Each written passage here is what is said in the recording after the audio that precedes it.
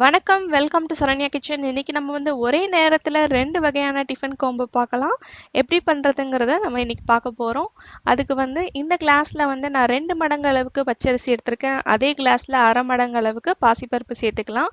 இப்போ இந்த அரிசியும் பருப்பையும் நம்ம வந்து தண்ணியில் நல்லா அலசிட்டு அதில் வந்து 1:3 ரேஷியோவில் நம்ம வந்து தண்ணி ஊற்றி நம்ம வேக வைக்க போகிறோம்.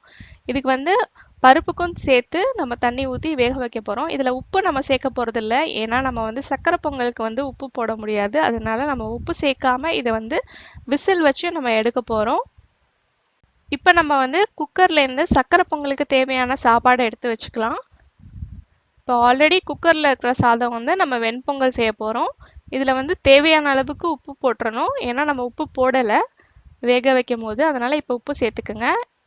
தேவைப்பட்டால் சுடு தண்ணி ஊற்றி நல்லா கொலைய மிக்ஸ் பண்ணிக்கோங்க. இந்த மாதிரி வெண்பொங்கல் அப்போ தான் டேஸ்ட்டாக இருக்கும். இப்போ நம்ம வெண்பொங்கலுக்கு தேவையான தாளிப்பு ரெடி பண்ணிடலாம். இதுக்கு வந்து 2 டீஸ்பூன் அளவுக்கு நெய் விட்டு அதில் ஜீரகம், இஞ்சி, பொடி பண்ண பெப்பர் எல்லாத்தையும் சேர்த்து நம்ம வந்து நல்லா ஃப்ரை பண்ணி எடுக்க போகிறோம்.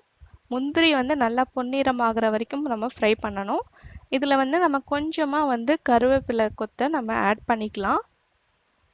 இதெல்லாம் நல்லா ஃப்ரை பண்ண பிறகு நம்ம வந்து லாஸ்ட்டாக கருவேப்பிலை கொத்தை வந்து கொஞ்சமாக ஆட் பண்ணிக்கலாம்.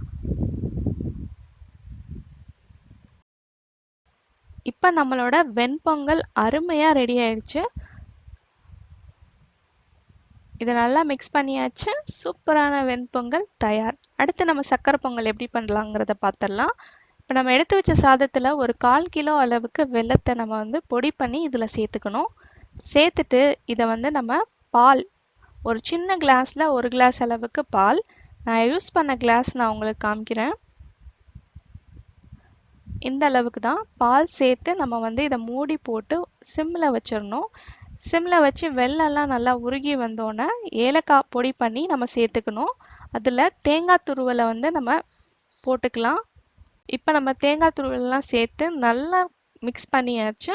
லாஸ்ட்டாக நம்ம வந்து ஒரு 2 டீஸ்பூன் அளவுக்கு நெய் விட்டோன்னா சூப்பரான அருமையான சர்க்கரை பொங்கல் தயாராகிடும். இதுக்கு வந்து நீங்கள் மேலே டாப்பிங்க்கு முந்திரி வறுத்து நெய்யில் வறுத்து ஆட் பண்ணிக்கலாம். அவ்வளோதான், சட்டுன்னு ஒரே நேரத்தில் நம்ம 2 வகையான டிஃபன் பார்த்துட்டோம். இந்த வீடியோ உங்களுக்கு பிடிச்சிருந்ததுன்னா ஒரு லைக் கொடுங்க. உங்கள் ஃப்ரெண்ட்ஸ் அண்ட் ஃபேமிலி கூட ஷேர் பண்ணுங்கள். மறக்காமல் சரண்யா கிச்சனை சப்ஸ்கிரைப் பண்ணி வச்சுக்கோங்க. இந்த நாள் இனிய நாளாக வாழ்த்துக்கள். நன்றி.